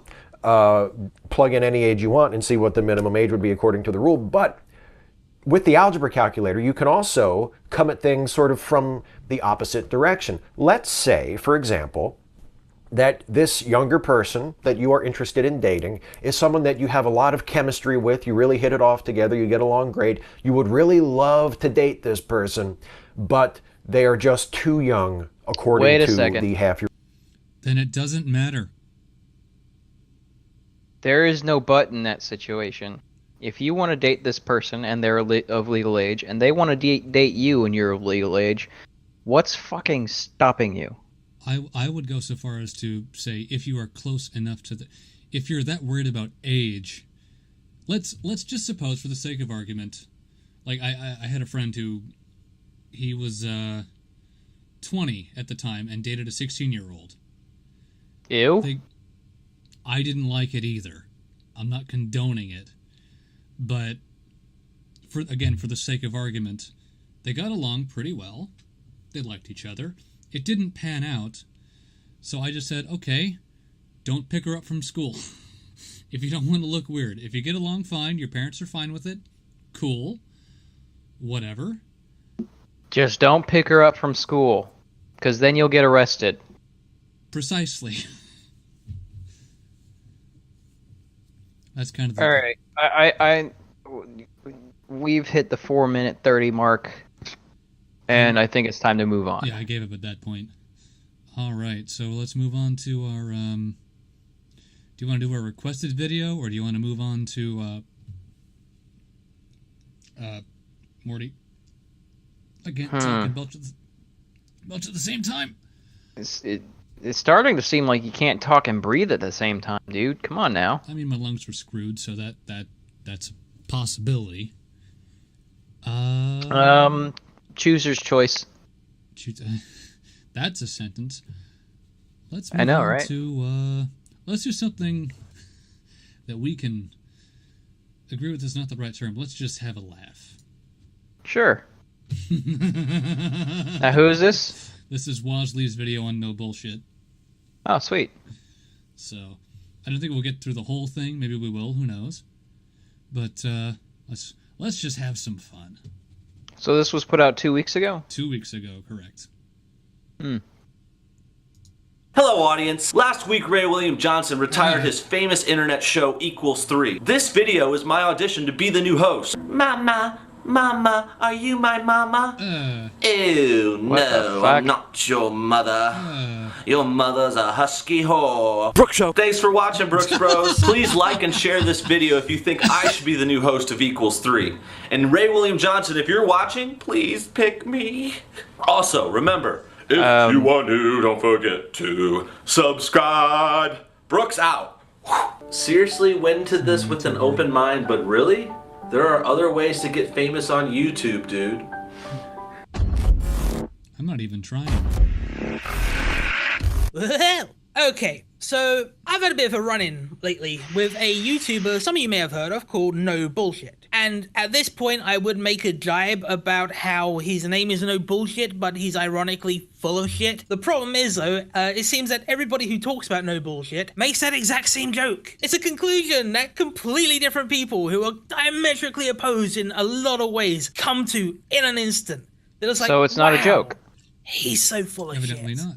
And I was contemplating making a video about how full of shit he is, but the problem is someone beat me to it. A YouTuber who goes by the name Battening, and I know what you're thinking, right? Yeah, Battening, another YouTuber making anti-SJW type stuff with an animal avatar, but no, trust me. He's I watched that video. So he made a 40-minute long video, which was a pretty good one. Went over everything. Like everything I was gonna say, everything that I had prepared, it was like he went over all of it. So I was like, alright, well, I guess that's it then. Don't really need to do anything. That was until yesterday when this happened. What's going on, everyone? Welcome to yet another Warski Live. How you all doing? Thanks for joining.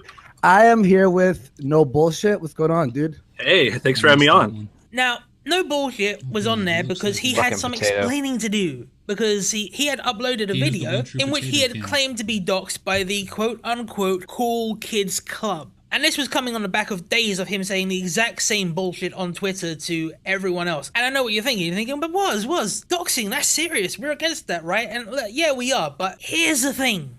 Doxing is when you make private shit public. That's what doxing is. You or can't other dox somebody identifiable with information. public information. If you volunteer shit to the public, that's on you, bruh. If you make something public that you didn't want to make public, and someone finds that thing that you made public and they bring it to the public, that doesn't make them a doxer. That makes you a fucking idiot. And if you happen to have a YouTube channel which has your real fucking name on it, with 50,000 subscribers and millions of views, where you repeatedly show your real face, fuck off. Go work at McDonald's instead of copying other channels in a shittier way. Kill yourself, faggot. It makes you a fucking idiot with nothing to say. Sir, pause. I want to read this. Scale it back a second. There you go, right there.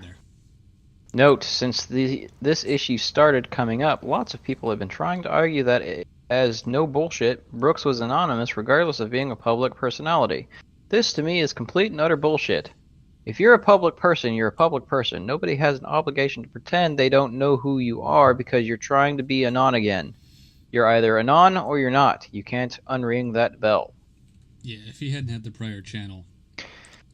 Yeah, I mean, if he decommissioned that channel and he tried to come back as no bullshit, yeah. I mean, he's technically anonymous, but, you know, if you make that connection to your previous channel somewhere in your new channel where you're trying to be anonymous again, shit's on you, bruh. You brought it on yourself. No one else to blame. You doxed to yourself at this point. GG, no re. Alright. Hit it again. Has it? Mm-hmm. Ah, come on, there we go.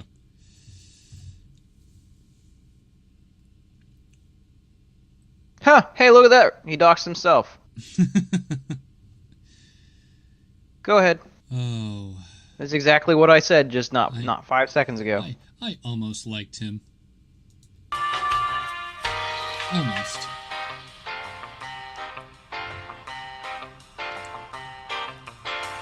But in spite of this, he still tried to claim that he was being doxxed. And you may be wondering at this point why he would do something like that. And the reason why he would do something like that is to deflect, to play the victim so that he doesn't have to answer any of the criticisms that people were putting to him. And I found this highly amusing because not even a week ago I said that he was going to be the next Candy Sones. And then lo and behold, here he comes saying this shit. For those who don't know, the Cool Kids Club here on YouTube, or as I like to call them, the YouTube KKK, they're a group of left-wing anti-SJWs who can't stand openly conservative-leaning guys like me getting attention. They're very ideologically left themselves, but they hardly have the balls to admit it. And when the YouTube I don't know how to describe this attempt at argument. Conservative and right-wing, well, they start burning 40-minute hit pieces in front of my yard, so to speak. Really, this has been happening over and over again lately. And when you dig into it, there's similarities to the original KKK are pretty uncanny. Yes, the anti-SJW leftist cabal. Yep, I'm a proud member. Our special powers include the ability to craft no bullshit's future with the power of our memes. It's a fucking hell of a thing that totally exists.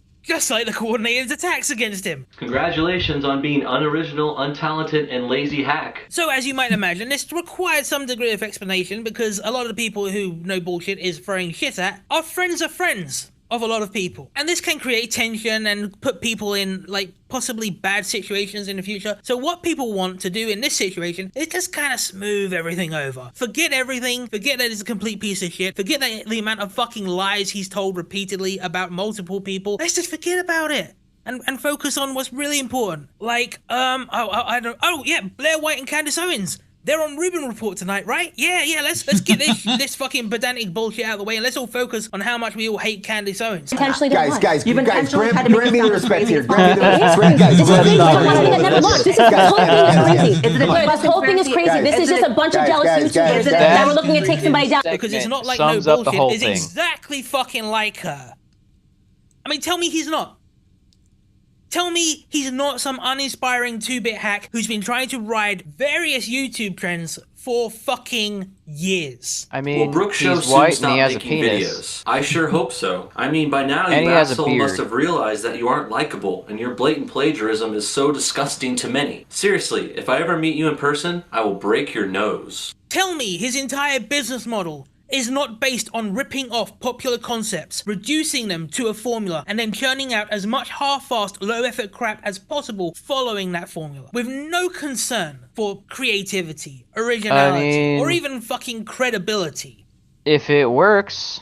Did I ever say I was gonna be original?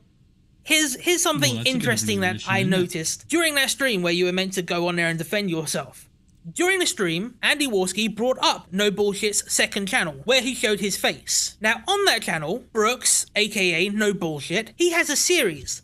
That series is called Let's Fail. And what it is basically CinemaSins. It's their whole thing. He just saw it, took it, slapped his own label on it, called it Let's Fail, and did the exact same shit. Only significantly worse, if you can believe that's possible. Cow tipping raises more questions than it answers. Like, why is a sentient vehicle out in the pasture sleeping like an animal? Also, what the f*** is a machine this big doing out in this tiny-ass town full of nothing? The Incredibles is probably 10 times better than this movie. Oh, Lightning, welcome home! Hey, it's all the characters from the first movie who are barely in this one and were probably tacked on at the end so they could sell their toys.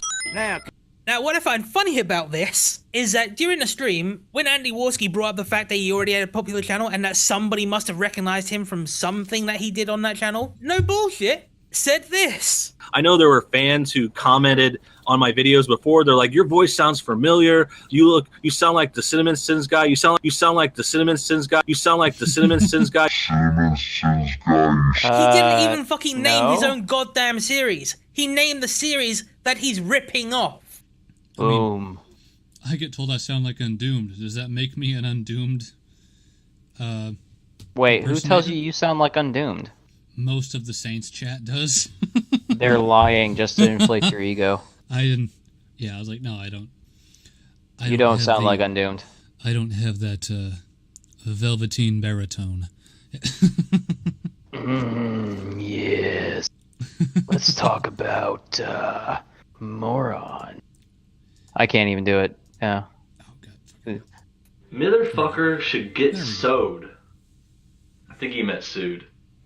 So I'm going to go out on a limb and suggest that he knows exactly what he's doing, which is why he can make Freudian fuck-ups like that. And this will become relevant again later on. However, now I want to skip way ahead in the stream to a point where Andy had invited Bunty King, Irate Bear, and most importantly, Battening into the stream. Where at some point Battening pursued a very interesting line of questioning.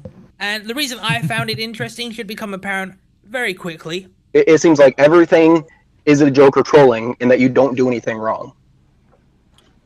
I mean, maybe it seems like that. I don't think I've said everything was a joke. You made criticisms earlier that I didn't say were jokes. Okay, well, you blocked Waz on Twitter, posted a fake screenshot, and then when you got called out on posting a fake screenshot, claimed it was a troll, which means that you blocked somebody from seeing your post, you posted something that they couldn't see, and then when you got called out on it, you claimed you were trolling. Yeah, I was. Does that make any sense to anybody? I was messing with but he's blocked. Okay, but he's blocked, so he can't see your post. How is that a troll? Wow. Beautiful, beautiful Battening. Yeah, let's cut that one there. For those who don't know No Bullshit, if we show the whole video, it means other people won't want to go watch his video, and I like Waz. No, he's. I haven't seen enough of his stuff, but after this I want to. I've seen all of his stuff. He's hilarious. Except for the last 2/3 of this video, I haven't seen that. Yeah, I'll have to sit through that once we're offline. Yeah, Waz is probably one of my favorites. He just doesn't make content very regularly, so I have to check in on him every once in a while and make it so that he's not taking up my entire newsfeed. Yeah. All right, so we have one more article, I believe, that we were requested to go over. Yes, that's right. Give me just a sec. I gotta run to the bathroom really quick, but I will pull it up so we can just have it on screen. Friggin'. God damn it, nature. Why you gotta do this? Wait, that wasn't it. There we go. Alright. Oh god, I gotta adjust the window size again. Going from, there we go. Let's see if we can just scale this down a bit. There we go. Okay, I'll be back in just a second. So, yeah. All on my lonesome, wait for the host. 'Cause I can't control fucking shit.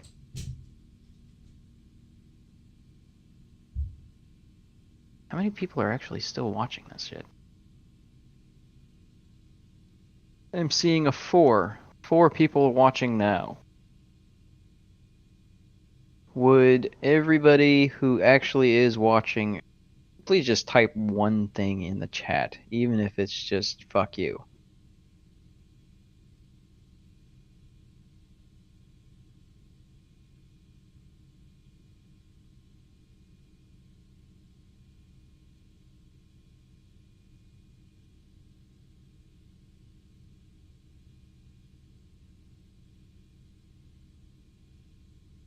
I'm getting highly... There we go.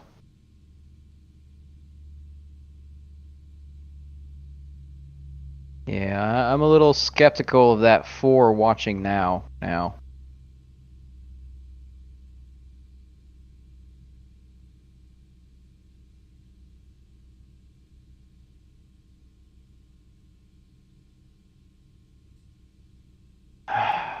Damn it, Buck, why'd you have to leave?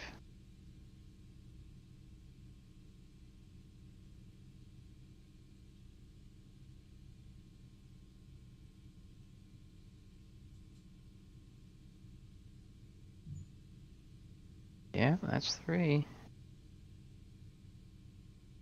Sergeant Buck is the new Brett Keane. Huh. I think I hear him coming. Oof. So apparently you're the new Brett Keane. Right. Plug these back in. Yeah, apparently you're the new Brett King. And now I understand why it's saying 4 and only 3 people spoke. 3 what? 3 people. We have 3 people watching the stream right now. Cool. Anyways, let's go through this freaking thing. Let's not get hung up about not having a very large group of people watching us. I've got like 50 subs, so it doesn't really matter. A whopping 50, no, it's like 57, something like that, but who cares? So. Yeah, it's not important. We're still thinking things down, and we're not very popular to begin with. Precisely. Alright, let's scroll down on this sumbitch. Scrolling down.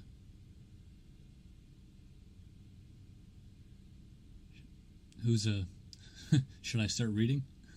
You should start reading after you post the link to me. Shit. Fuck. Because what the fuck is format anyway? Exactly.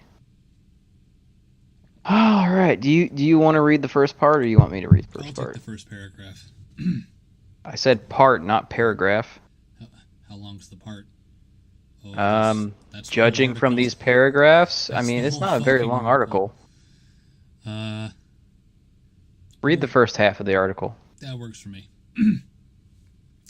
A 41-year-old man in Sweden who allegedly coerced girls from the US, Canada, and Scotland into performing sexual acts in front of a webcam could be convicted of rape even though he wasn't in the same room as his victims. Okay. No one has How does that work? Digital rape, I don't know. No one has been convicted of rape in Sweden for sexual crimes committed via the internet, but tomorrow Sweden's Uppsala District Court will decide if this man's alleged crimes are an act of rape.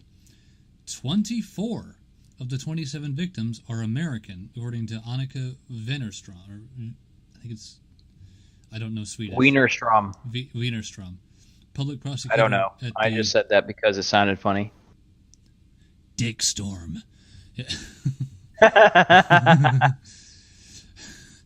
Annika Dick Storm, public prosecutor at the International Public Prosecution Office in Stockholm. So is she the chief public prosecutor? I have to wonder. Swedish prosecutors have not named the man. She said in a statement that in such a serious crime as this one, it could be rape even if the suspect is not present in the same room where the sexual acts are performed. Interesting. That clashes with the U.S. definition. Definitely. Last I Considering that there needs to be penetration with of some kind, which is why in the United States women can't be convicted of rape without some kind of prosthetic or sticking their finger somewhere that doesn't belong. Mm-hmm. Let's see. Of the 27 victims, 18 were identified. All 18 victims were 15 years old or younger when the crimes were committed, Swedish prosecutors said. Where the fuck was he? Omegle? I don't know. Oops. This is still a bizarre case. I mean, I believe the guy does belong in jail for taking advantage of 18, 15-year-olds. Yeah. Oh, yeah. But I definitely wouldn't classify it as rape. I would classify it as child exploitation. Mm-hmm. Oh, for sure. I could go on, but I don't think I have anything that it fits better than child exploitation. Yeah, I think that would be the most applicable international ruling, if that. Because I mean, yeah, it's a rough fit. I'm just kind of throwing words out there and seeing what sticks. I know. I'd have to get my wife in on that one because she's the law specialist person in the family. Well, that's cool. Yeah, she's not a lawyer. But she does know how laws work and what kind of charge would best fit this. Mm-hmm. Well, that's never a bad thing. Yeah. Let's see. Okay. We have done research and interviewed victims, and found that children are just as traumatized from online assault as physical assault. Now, citation needed. I can say that mentally, they would be traumatized by this, especially if someone found out about it. Oh yeah. I think getting found out and being put on the spot was probably just as traumatizing as getting their rocks off on a webcam would be. Mm-hmm. But I mean, it's kind of the whole situation is fucked to begin with. Yeah. Hold on. I mean, Linderstrom told ABC News, actually the online assault is even worse because the assault takes place in their rooms. No. Yet.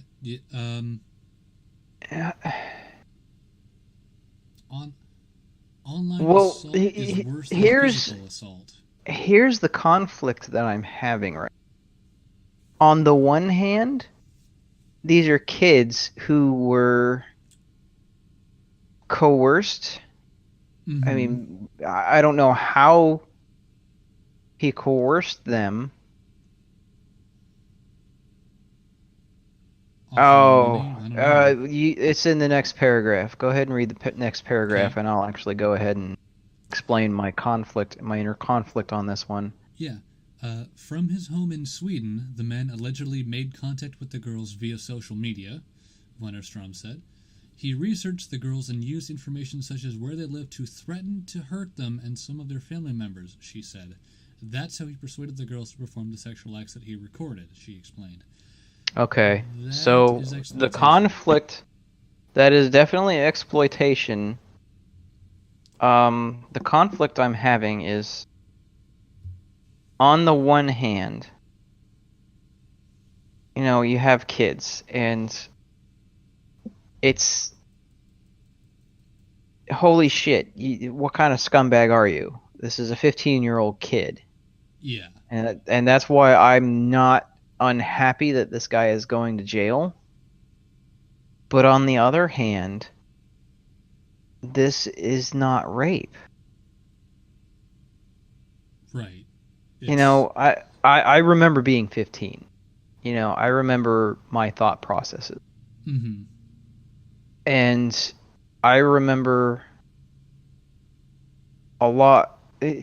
I still remember the fact that if I had been approached by somebody online and they managed to tell me what my address was, where I lived, and if they were to say, I'm going to come and hurt you if you don't do these things with me watching, I know right then and there I would have gone to my parents and we would have gone to the police.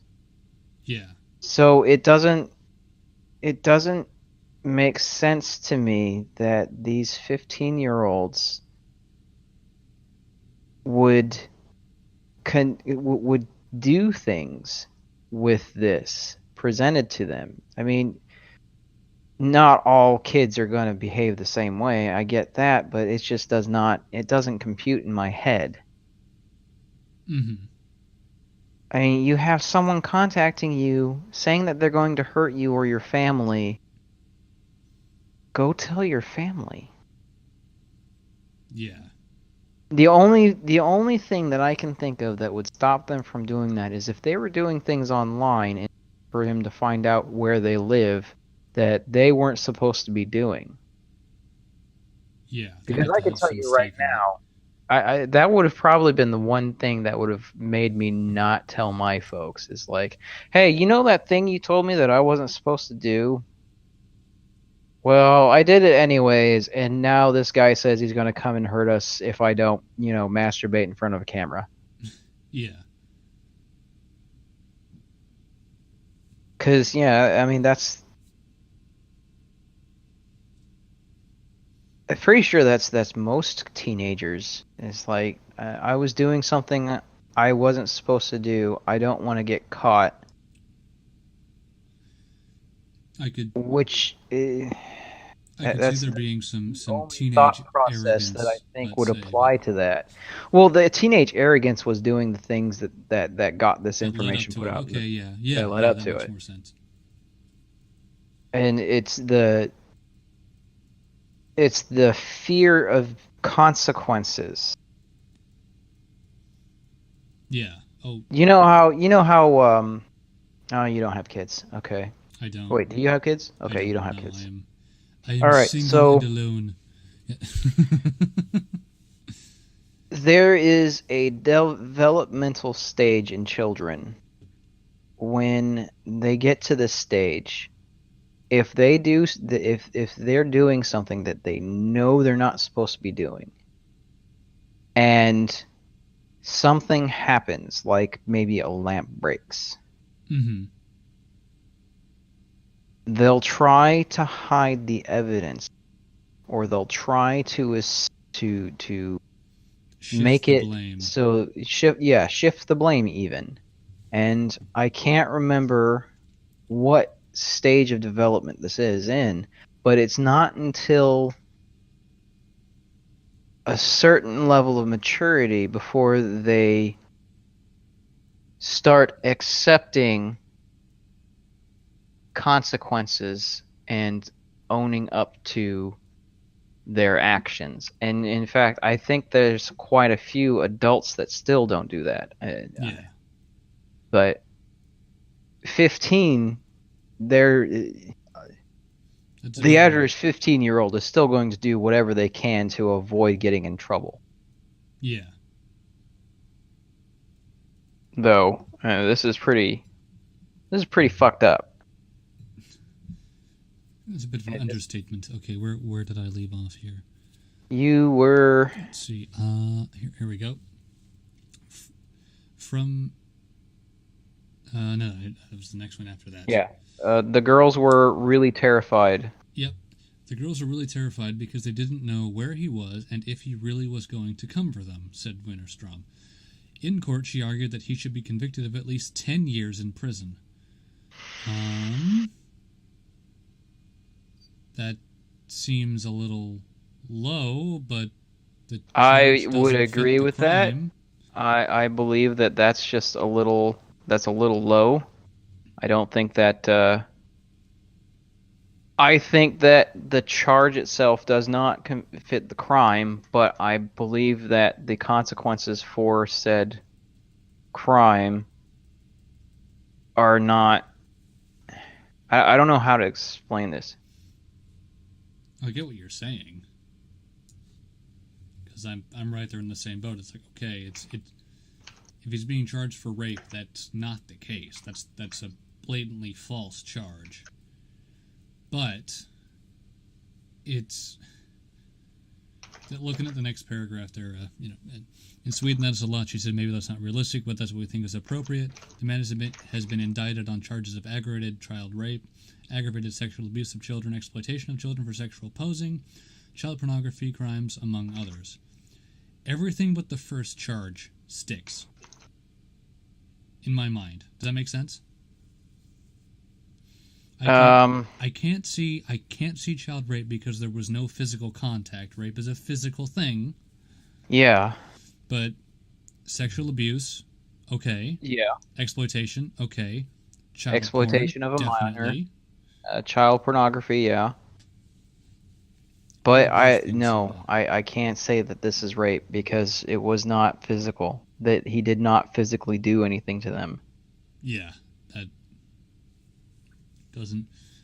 The only thing in here that I cannot agree is the case is the child rape, is because rape didn't happen. Mm-hmm. Sexual abuse of children, yes. Exploitation of children, yes. Child pornography, yes. But rape, no, because he did not rape them. And it's a hard line to draw, but it's a line. And maybe I'll get shit for it, but then again, that would be if it was in the United States. And I read, I think that the definition of rape is different in Sweden than it is in the United States. I'd have to look. I couldn't tell you. I'd have to look. So, where were we? Here's the charges. The man's defense lawyer, Kron Samuelsson, told Swedish media that he does not believe that someone can be convicted of rape if they are not in the same room as the victim. That's true. Again, if it's a physical matter, then nothing physical happens, therefore that charge doesn't stick. As we understand it, as the Court of Appeal has ruled in a different case, if you're not in the same room, you can be convicted of rape, Samuelsson said. And here's the appeal. I don't know if it's appeal to authority or appeal to emotion. The United Nations and FBI estimate that 750,000 child predators are online in any given time. Citation needed. It is difficult to know how many of them persuade children to perform sexual acts online, but law enforcement officials say that the predator population is huge and increasing faster than they can catch perpetrators. That is an appeal to emotion because of the children, and it is an fear-mongering. Yeah. Oh, yeah. That's a better way to put it than appeal to authority. Because it's putting an intangible enemy, an intangible other, or enemy, or it's a bogeyman. Yeah. That's the word for it, bogeyman.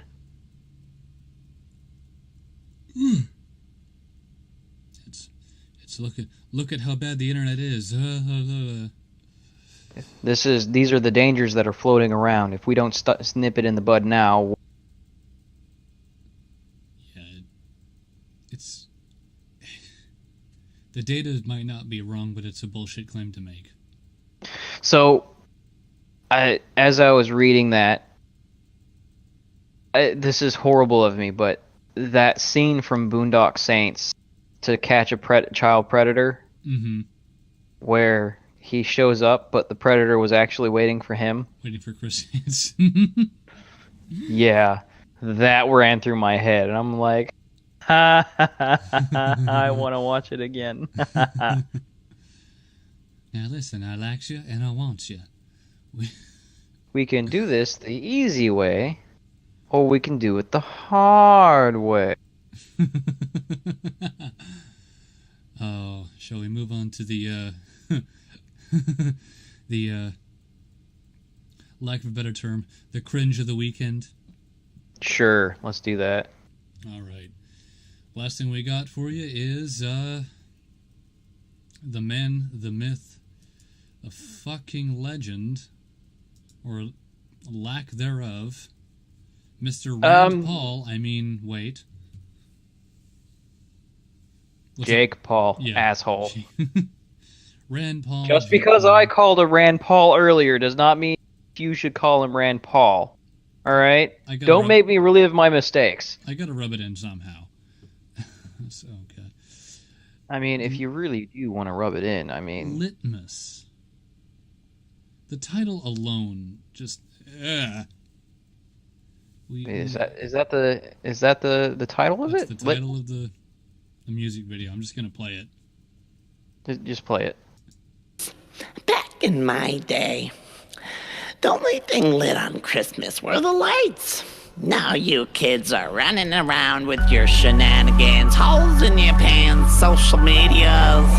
It's like everything's lit. I heard someone say litmus. Hey, Chris. Really? Is lit. Oh. Christmas. Litmus. I thought you said litmus as litmus test. Is lit. Christmas. Litmus. I'm the young Santa Claus, put respect on my name. Put nitrous in my sleigh, now my spit flames. Check the naughty list and you'll see our names. Red and white whip, looking like candy canes. It's a litmus sleigh, switching them lanes. Side chick, Mrs. Claus, just be playing these games. Can't hang with the I'm gonna need a bigger. I'm gonna need something bigger than 9mm to get this out of my brain. It's a litmus, bro. Oh, still no rain. Is lit Christmas, litmus. Christmas is lit.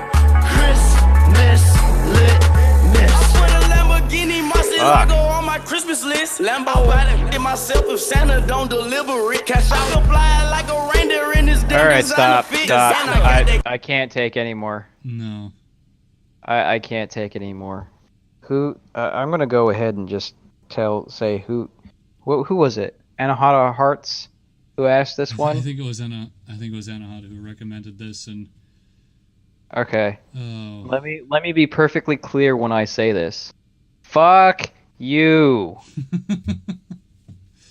And ladies and gentlemen, that has been locked and loaded for this fortnight. We look forward to seeing y'all again very soon when we're not in here. We can actually yell at you. Oh. Any closing words, Sergeant Buck?